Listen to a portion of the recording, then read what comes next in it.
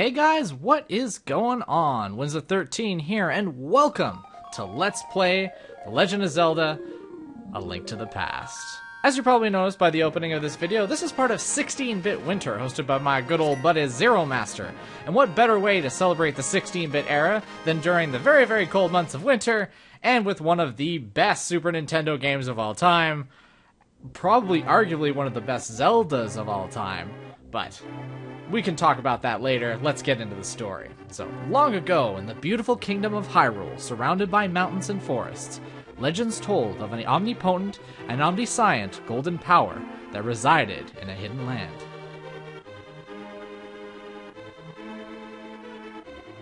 Many people aggressively sought to enter the hidden golden land.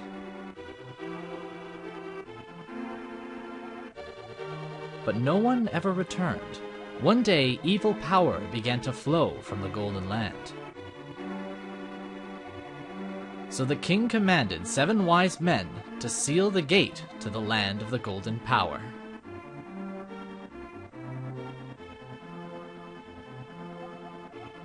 That seal should have remained for all time.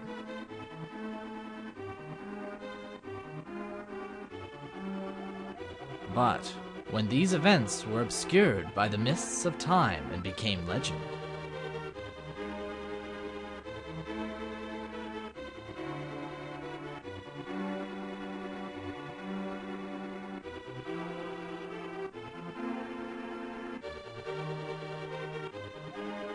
a mysterious wizard known as Aghanim came to Hyrule to release the seal.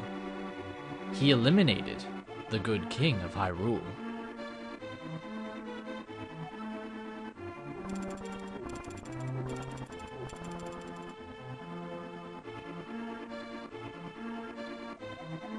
Through evil magic, he began to make descendants of the 7 wise men vanish, one after another.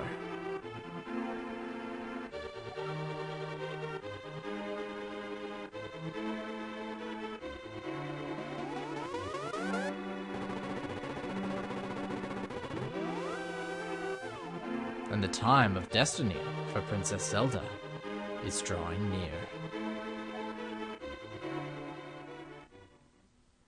Oh boy, so that's a lot of story to take in all at once.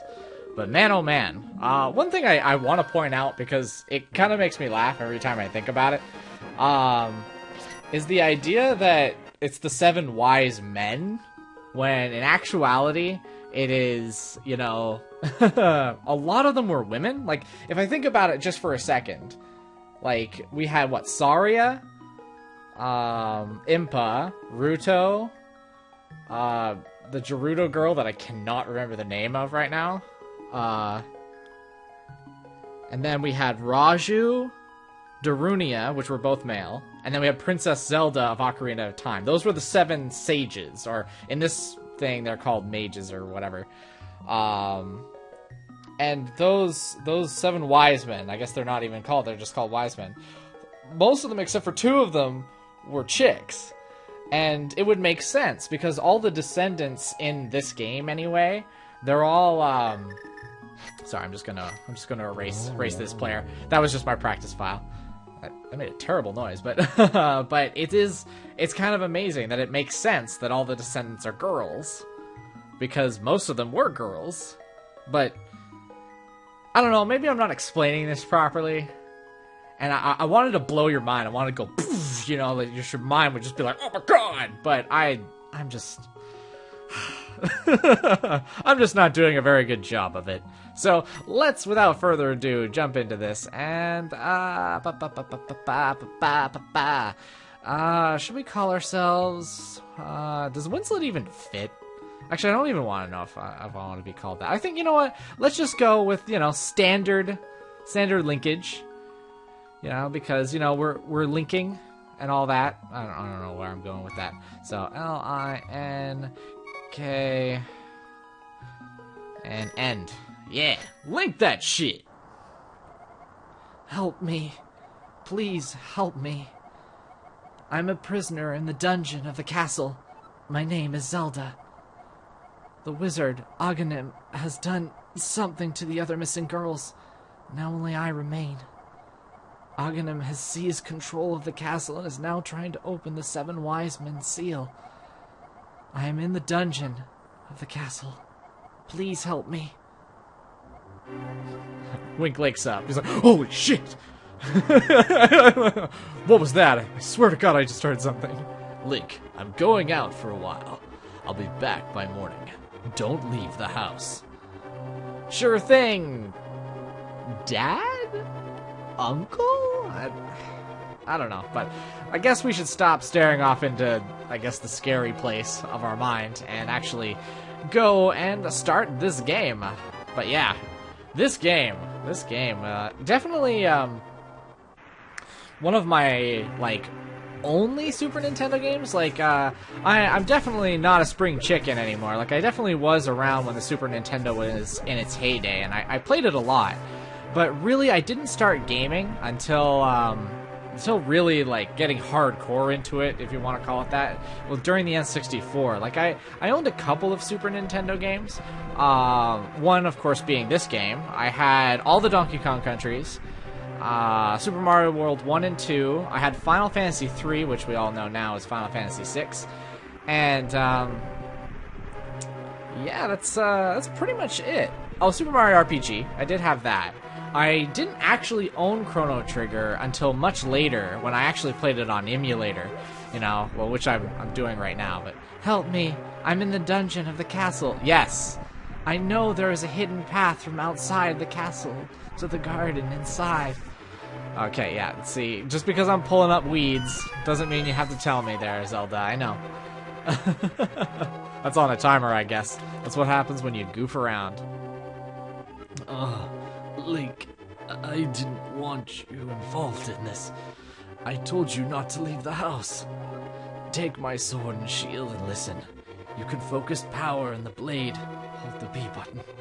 Then release it using the secret technique handed down by our people. Link, you can do it. Save the princess. Zelda is your... Zelda's my what? Zelda's my what? What is she to me? Oh, that looks terrible. Let's stop doing that. I didn't even realize that I was doing that. That's kind of terrible. Hey, no rushing. You're not allowed to rush in this video game. But yeah, going back to the topic I was talking about before, about, you know, this being really my... like, not completely my childhood. The Super Nintendo was not the heyday of my childhood with video gaming, anyway. It was just sort of, you know, I had it. I also had a Genesis, and I think I had, like, 3 games on it. I had, like, Sonic 2, which is kind of weird. In all of my, my gaming glory, I've always played the number 2s first. I know this is a kind of weird thing to bring up, but I had... when I did get a Nintendo, which my dad played mostly, we had Zelda 2. That was my first Zelda experience. My first Mega Man X experience was Mega Man X2. My first Donkey Kong Country was Donkey Kong Country 2. It just seemed... and my first Castlevania was Castlevania 2, Simon's Quest. Like, I don't know how it happened. Like, it didn't happen later on in my gaming, but when I was first introduced to gaming, it was all about that, you know? Like, I don't know why. I mean, I guess Final Fantasy broke the mold, because I played Final Fantasy 3 before I played any other Final Fantasies. But even then, it's just sort of, you know, it's just part of my childhood. This 16-bit bits, I guess, that we're talking about and why we're celebrating it is, you know, just going back to the classics of what we used to play when we were kids. And I kind of feel bad because I'm more of a 64 kid. I had a 64 and then I got a PlayStation, and like that was it. It was Sony and N64. I was just so fun, so great.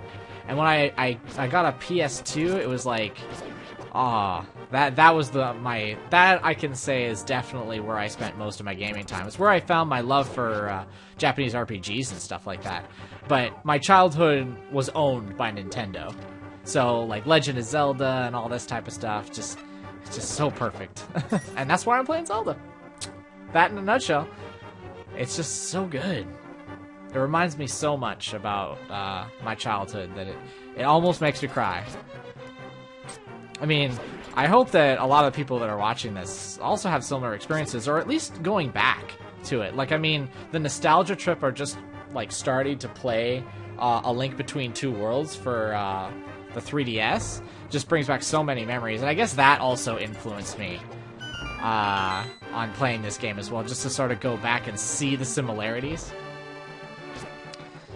And it's just, so good.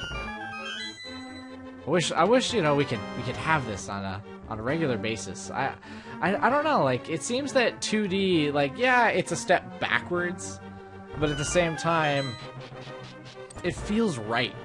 And I guess that is for me. Like, when I finally have kids one day, I want them to play these games the way that I did, because they were simple enough for a kid's mind, but not complex enough or too visually stimulating that a lot of information sort of gets lost in translation, you know? Like, look at all the colors.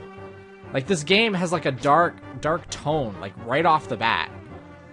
For, like, no good reason. It's just like, oh yeah, by the way, like, everybody's dying, and this dark wizard is taking over the world. But it's so colorful and pretty. I mean, Link has pink hair, for crying out loud. You got the big key. This is the master key of the dungeon. It can open many locks that small keys cannot. Like this one. Now, excuse me, Zelda, I need to grab this. So all these extra things that were like 5 rupees, if you didn't grab your lantern, then you would get them. At least you have 3 chances to get it with these treasure chests. But thank you, Link. I had a feeling you were getting close. Link, listen carefully. The wizard is magically controlling all the soldiers in the castle. I fear the worst for my father. The wizard is an inhuman fiend with strong magical powers. Do you understand? Well, I guess. It's pretty simple to understand. Alright, let's get out of here before the wizard notices. I know a secret path, but first, we have to go to the first floor. Let's go! Alright, let's go, let's play! Ha ha ha! Let's do it!